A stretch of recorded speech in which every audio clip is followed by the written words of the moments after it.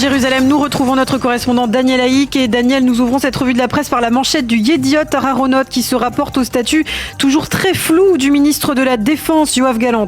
Oui, effectivement, Ilana, je vous rappelle que Benyamin Netanyahou avait annoncé il y a 9 jours de cela maintenant le limogeage de Yoav Gallant, mais qu'il ne lui avait toujours pas envoyé, de lettre de démission ou de limogeage. Après le tollé général provoqué par cette mise à l'écart, on estimait que M. Netanyahou allait trouver un arrangement pour finalement maintenir Gallant à son poste, mais l'arrangement ne s'est toujours pas produit. Et ce matin, le Yediot Aharonot titre en parlant de Gallant un ministre sans défense, un jeu de mots que l'on comprend aisément. Et le quotidien s'étonne qu'en cette période de multiples tensions sécuritaires, le Premier ministre choisisse de laisser planer le flou sur le statut véritable de son ministre de la Défense. Le Israël Hayom lui aussi a choisi ce matin une manchette sécuritaire et une manchette inquiétante puisqu'il titre, selon les estimations des renseignements militaires israéliens, la force de dissuasion de l'État d'Israël est en train de s'éroder.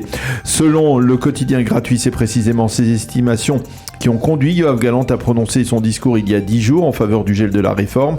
Selon le journal, les premières brèches stratégiques dont il serait question seraient la tension entre Israël et les États-Unis, le rapprochement entre les pays du Golfe et Téhéran, les conversations de coordination entre Nasrallah et le Hamas, et enfin les pressions iraniennes en vue de commettre des attentats dans le territoire israélien. Le Israël Hayom de souligner également que ces mises en garde interviennent alors qu'au sein de l'armée, la réforme judiciaire suscite toujours un véritable débat. Et puis Daniel, on s'intéresse à ce qu'écrivent les experts sécuritaires au sujet des menaces actuelles qui pèsent sur Israël. Oui, et nous commencerons par Amit Segal, analyste politique de la chaîne 12, qui a expliqué hier soir dans son journal télévisé que Benyamin Netanyahou voudrait rétablir pleinement Gallant au poste de ministre, mais qu'il veut aussi faire passer un message aux autres ministres du Likoud, selon lequel tout ministre qui s'exprimera contre la politique du gouvernement sera sanctionné. Yossi Yehoshua, dans le Yediot Aharonot, se demande ce qui se passe chez Netanyahou. Il sait pourtant bien que l'Iran aspire à une confrontation. Il sait que l'armée de l'air est en crise. Et pourtant, il préfère laisser le ministre de la Défense comme un canard boiteux jusqu'à ce que celui-ci accepte de s'excuser comme le réclame Netanyahou. Amos Harel, dans le Haaretz, va dans le même sens. Il explique que sur le plan sécuritaire, l'envoi par l'Iran d'un drone en direction du territoire israélien dimanche a été une initiative audacieuse qui fait suite aux tensions après l'attentat du carrefour de Megiddo. Mais il déplore que malgré ces menaces en provenance de Téhéran, Netanyahou ait choisi de faire de Gallant un ministre de la Défense en sursis. Enfin, Yoav Limor, il le confirme dans le Israël Hayom, la situation sécuritaire stratégique d'Israël s'est dégradée au cours des 2 derniers mois et au cœur de cette atteinte, le débat autour de la réforme qui divise la société israélienne. Et justement, dans la presse israélienne ce matin, on trouve plusieurs titres, Daniel, liés à la réforme elle-même et pas seulement à son impact sécuritaire. Oui, le Israël Hayom mentionne en page 4 qu'Aryeh Deri, le leader du Chass, a compris que son retour au sein du gouvernement risquait de prendre encore du temps. Il a donc l'intention de nommer 2 ministres de l'Intérieur et de la Santé, des ministères qui fonctionnent depuis 2 mois sans ministre. Le candidat pressenti pour le ministère de l'Intérieur est le député Chass Moshe Arbel, tandis que c'est le député Chass Malki Eli qui est pressenti pour la santé publique. Les sites d'information ont affirmé hier soir que les tractations en vue d'un compromis se sont poursuivies à la présidence de l'État dans une atmosphère, dit-on, positive. Les 2 parties auraient en effet exprimé leurs appréhensions mutuelles et respectives autour de la réforme. Les sites d'information mentionnent l'estimation par ailleurs du gouverneur de la Banque d'Israël qui prétend que la réforme risque de coûter cher au marché israélien, au minimum 14 milliards de shekels et dans le pire des cas près de 50 milliards de shekels. Les sites mentionnent également les estimations pessimistes de l'OCDE à propos d'Israël, l'OCDE qui suggère à Israël de réduire les allocations accordées aux élèves des yeshivot et qui appelle Israël à préserver l'indépendance de son système judiciaire.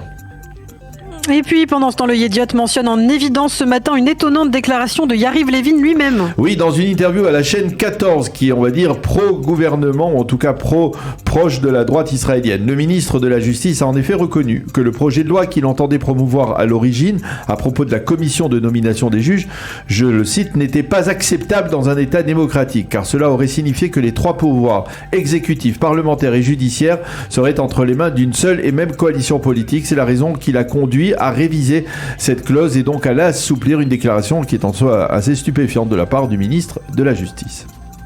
Et ce matin, on se penche bien sûr sur ce qu'écrivent les éditorialistes autour du projet de réforme judiciaire, Daniel. Oui, dans le Yediot Ahronoth, Ben Dror Yemini s'adresse aux équipes de travail de la coalition et de l'opposition qui tentent de trouver ce compromis sur la réforme. Vous n'avez pas le droit de vous laisser entraîner dans le pessimisme, car si vous échouez dans votre mission, Israël se retrouvera plongé dans le chaos le plus total de son histoire.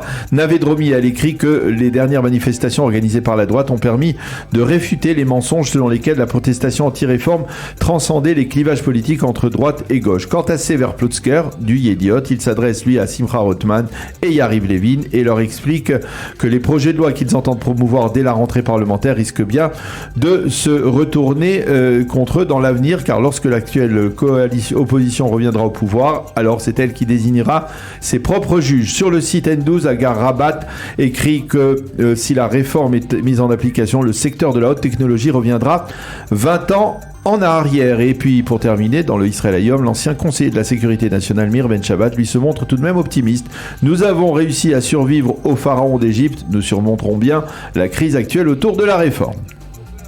Enfin, pour terminer, nous approchons à grands pas de la fête de Pessah qui débutera demain soir, et en perspective du Seder, le Israël Hayom consacre une double page à des records autour de la fête. Oui, sous l'intitulé en hébreu Pessah Mea Agadot, Pessah des Agadot ou Pessah de rêve, le quotidien nous relate la tenue du plus grand Seder qui se tiendra cette année avec 600 participants. Ce sera à l'hôtel Carlton de Tel Aviv. Le journal nous montre également une partie de la matzah la plus longue au monde, pas moins de 6 mètres. Et il nous parle de la nuit du Seder qui sera certainement la plus longue, qui se tiendra dans la communauté Chabad de la ville d'Odessa, un Seder qui est prévu pour une dizaine d'heures. Tenez-vous bien.